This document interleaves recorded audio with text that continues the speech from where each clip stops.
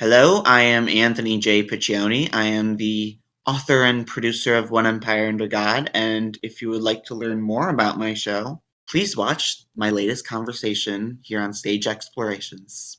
The theatrical experience is unique because, there's no other way, like, that you can go in person as an audience member and sit down in person and watch a live story come to life right in front of you as portrayed by actors. I mean, there's for the past year and a half while we've been uh waiting for live theater to come back, or as I've been waiting for live theater to come back, I think, theater's been back a few months now, but it's been a slow comeback. And I think something that we all miss that we can't get from film or TV or Zoom theater for that matter, like, is the communal experience. And, I've always said it's the same reason we go to concerts or stand up comedy or poetry readings or whatever. We love the live experience. So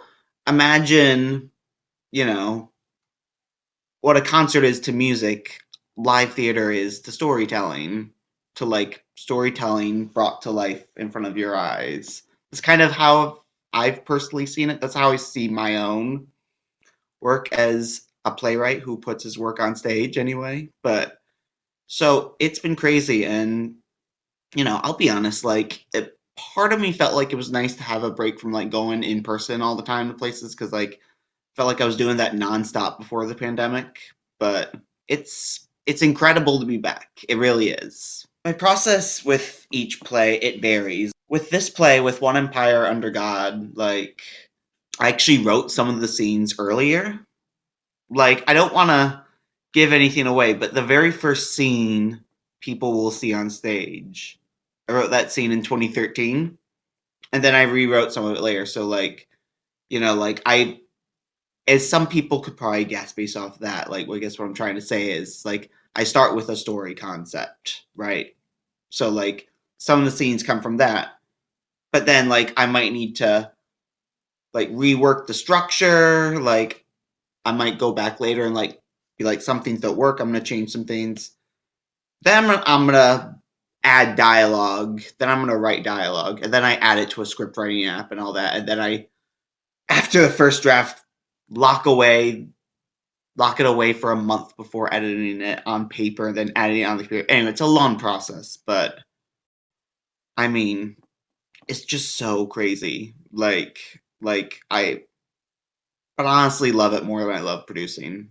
And I do enjoy getting to meet lots of cool people as a producer, so, I had to write One Empire Under God, I think, at this point because, as, arrogant as that sounds for me to say, um, because I mean, just look at where we are in 2021, where we have people who are rejecting basic science during a global pandemic that we've been through, and B, the issue of climate change, and people who, are filled with bigoted thoughts who follow a fascist demagogue easily, and, not just maybe ones in recent memory, but in the past, and they could be easily susceptible to another in the future who is even worse. And that's the point I've always tried to drive home, like when talking about this play, is that things can always get worse.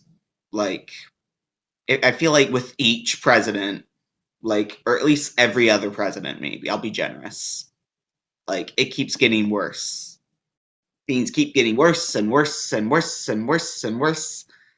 And, like, it seems to be no bottom. So this is like a hypothetical, what's the worst case situation that you can imagine, well into the future, assuming we survive climate change, where America does become something resembling more like what we're already seeing right now in countries like China and Russia, where, they have a quote unquote democratic system, but you know, certain people, maybe their family members, maybe their political party, they're kind of running the show, so to speak. And I wanted to shine a light on the fact that it's not that hard for that to potentially happen here in the United States. And also, I wanted to have a bit of fun with it, hence why there's so much sci-fi elements into it. The play starts basically in 2405, so if that gives you an idea of where it starts, and then it ends at 2776. So it's like there's centuries gap, like I don't know what I was on when I was writing these early drafts, I swear. Well, but like, like it starts with an atheist president in 2405, and then there's a young man named Damien Cunningham who is manipulated by an evangelical priest into starting a political virtue cast, which is like a podcast in the future. And he uses that and he becomes famous. And he starts spouting dangerous ideas, and uh he I think people get where I'm going with this. People get where I'm going with the plot of the story, because based on everything I've said.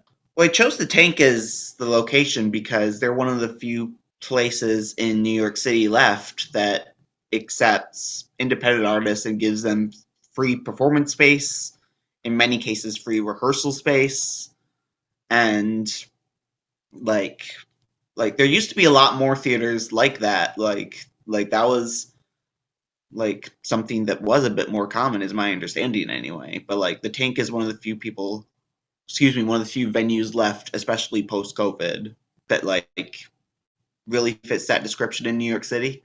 And yeah, we have a great team of artists working on it. Obviously, I'm not gonna say anything about the cast other than I love them all. A few of them have been with us since the beginning, like Mark Verzat, for example, who plays the Reverend. Like he's been with us since our virtual workshop show back in October of last year in 2020. And we also have a bunch of new actors. Like we have Marcus Smith, who plays Calvin. He's fantastic. We have a bunch of others. Like who else joined our cast? Oh, Jim Miller, who did play the role of. He played one role in our virtual show last year, but he's also playing the role of the president in Act Two. So, and he's doing a good job with that. And yeah, I think it's gonna be really cool. And of course, there's my director, Andreas Gajardo Bastijo, who um it's crazy to think, like, as of just January I've known him for 4 years, but it feels like it's been 10. So he was an actor actually in What I Left Behind, which was a short play that I wrote and produced a few years ago. That's how I first met him. And he was the assistant director for my last full length play, Therapy Session with Myself. And I remember, like, he and one other guy, they came to a table reading of this play, One Empire Under God. They were the only two people who were giving me substantive feedback, like from beginning to end after the end. There were a few others who did, like, if you're listening, you guys, who gave me like one or two suggestions. But Andreas kept giving me idea after idea and after all that, despite his constructive criticisms of my early drafts, because early drafts of plays are kind of shit, let's be honest. He said, to my surprise, I'm interested in directing this, and I knew he was really good with choreography. Like some of the best like staging ideas I'd seen before, like, came from him, like even before I directed that. So, and I really don't want to give anything away again, but if you go on our Instagram page, I will say I've shared a few photos on the One Empire Under God Instagram page that people can see of rehearsal, and they'll get a nice little taste, I think, and hopefully that'll inspire them to want to come see the show. But we're gonna have more photos too, also, when we have lighting and sound and all that, because then it's gonna look cool. I'm not under any illusions that anyone who comes to see One Empire Under God is gonna necessarily change their mind just because we live in such a polarized time. Like, people talk a lot about the Obama to Trump voter, or I guess now it would be the Trump to Biden voter, maybe in some cases. Like, but The truth is there aren't that many people out there. Like, most people are kind of stuck in their ways. I'm gonna be honest. Like, let's say there was a playwright who wrote an evangelical Christian themed play. I'm not gonna want to go see that shit. And they're probably, and if there are people who are on the right who see this, listen, I hope maybe on some things we can find some, maybe they'll see some things they can relate to in this play that are surprisingly good. Like, against authoritarianism, I mean, like, broadly speaking. But, listen, it's a very controversial play. There are going to be some people who hate it. Now, having said that, even though I know I'm not going to change that many minds with this play, I've kind of accepted that. I do hope it starts a conversation about religion in America, because I feel like we need to have a real conversation about how do we respect people who are religious while also keeping religion out of government permanently, because that's what the founders intended. And also authoritarianism in America. We had a very close call recently with that on January 6th. So, and, like, people say, like, oh no, like, we didn't come that close. No, compared to past times in American history, that's pretty close. Like, maybe the Civil War, there may have been some times where there were more risks, but, other than that, like, so we got to be diligent. And, something I've been saying a lot recently is it's up to us to not just vote, but to use whatever platforms we have as people to try and make at least small changes that we want to see in the world. And I'm trying to do that. I don't know if I'm being successful or not, but I'll leave that to others to judge. Okay, so I know I've been saying that I don't want to spoil anything, but since I do want to tell people a tiny bit of something that's exciting, I will share a little bit more detail. There are 2 or 3 scenes.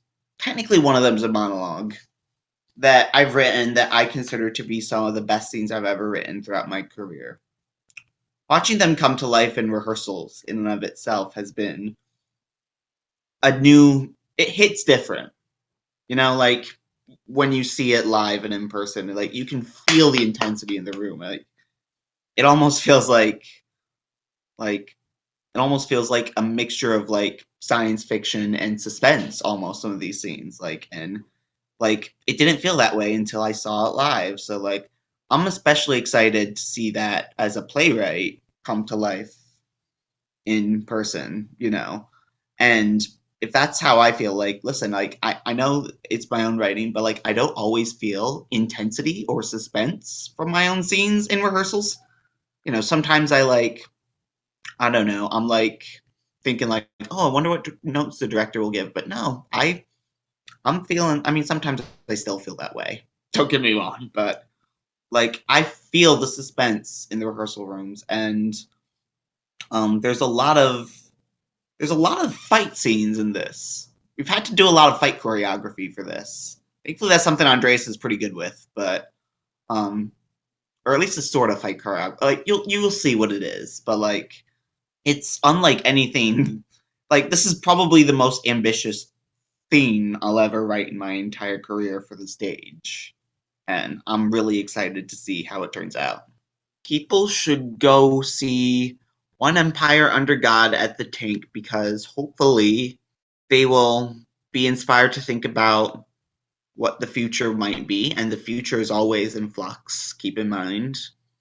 And they will think about how, I hope, maybe as people, they can try and maybe persuade other people in their life, if they know people who maybe aren't too far gone, like, to persuade them that these ideas aren't right for the future of our nation or the world, and that, and that maybe one step at a time, like, we can figure out a way to live together that is a bit more peaceful. And, but sadly, having said that, I think we also need to be honest about the fact that there are a lot of people out there who don't want us to live in peace, or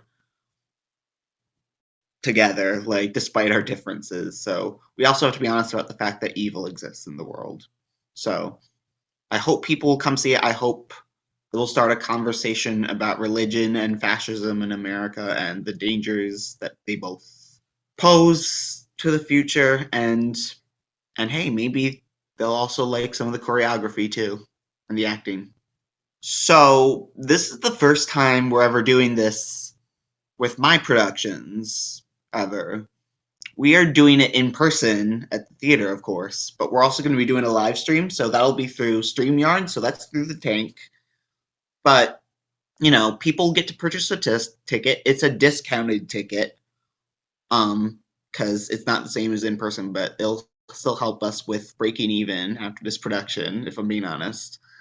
And for that, you can watch the show in your pajamas if you want. Like, I personally think there's nothing better than the live experience, but hey, listen, like, I've watched all sorts of different Zoom shows made by people from, like, all over the world during this pandemic. So, you know, I think one of the nice things about virtual technology is we're all able to offer an option like this where people can not only go to New York to see the show in person if they still want to get the live experience and they're able to get it, but at the same time, like, there's still a way for them to see the story, to see the direction, to see the actors, to see the lighting and sound and all that. Like, they can still enjoy what theater has created for the world, as pretentious as that sounds. They don't have to miss out on that. Like, geography isn't as much of a wall, so to speak, for audience members anymore.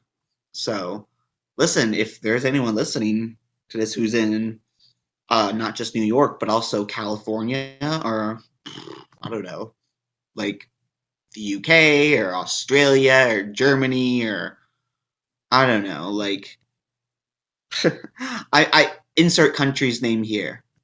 Watch the show. Might be tricky because of the time zone difference, but you know, I like to think it'll be worth it. Maybe stay up till midnight if you're in the UK and watch it with some friends. Hello, I am Anthony J. Piccione. I am the writer and producer of One Empire Under God, which is playing at The Tank, located at 3112 West 36th Street, New York, New York, from November 11th through 21st. And if you would like to learn more about the show, you can go to www.thetanknyc.org to get tickets, or you can follow us on Facebook and Instagram at One Empire Under God. And we hope to see you there.